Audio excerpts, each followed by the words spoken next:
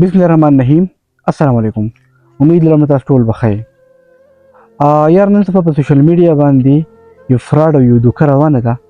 غواړم دا چې یار تاسو هم د دې فراډ او دوکې چې کومه دی ځان بچ کړئ. اسنه چې تاسو د دې فراډ او د دوکې شکار شئ.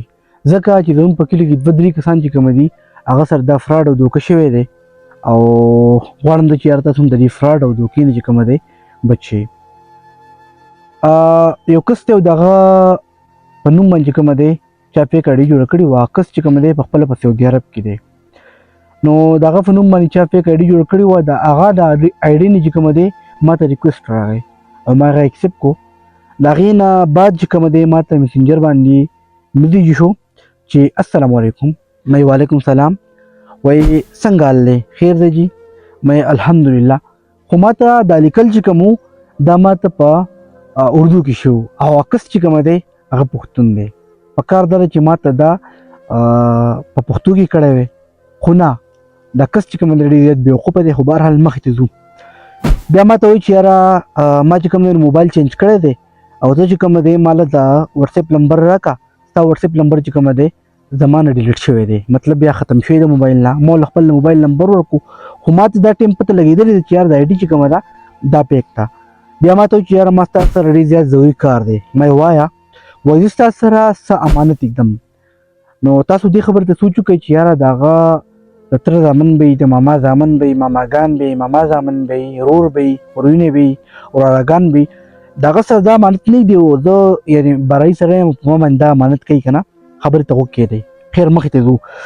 بیا ما ته وایي چې یاره څه امانت دی او هغه چې کومه دی زه ستا سره ایږدم نو 11 لک روپۍ دي پاکستاني او دا زه تا ته اکاونټ درلېږم، خو ما به تا باندې اعتماد او ټرسټ دی.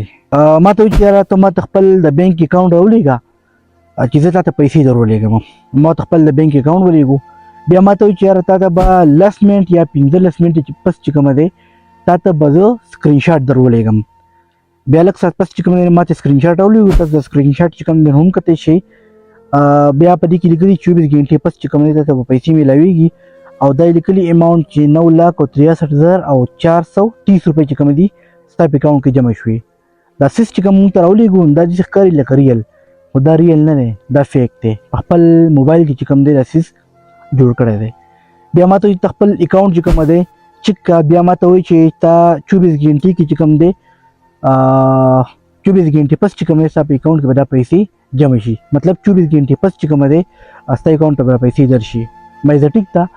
بیا یو ګنټه پس بیا میسیج وکړو چې یاره 2 لک روپۍ چې کومه دي دا یو کس ته و ایمرجنسي او زما ذهن نه مکمل وتي و، دا اوس هغه ته په ایمرجنسي کې جمع کول دي. یعنې زه په جذباتو کې راویستم چې یاره دا 2 لک روپۍ چې کومه دي دا اوس په ایمرجنسي کې چې کوم دی یو کس له ورکول دي او ډېر زیات ضروري دي. ما ته بیا اکاونټ هم راولېږو. خو بهرحال ما ته خو پته وه چونکې مخکې نو ما ته کله اوکې او کله مو ته یس او کله یوه خبره کله بله خبره کله بس په چټینګ کې ورسره لګیا وم.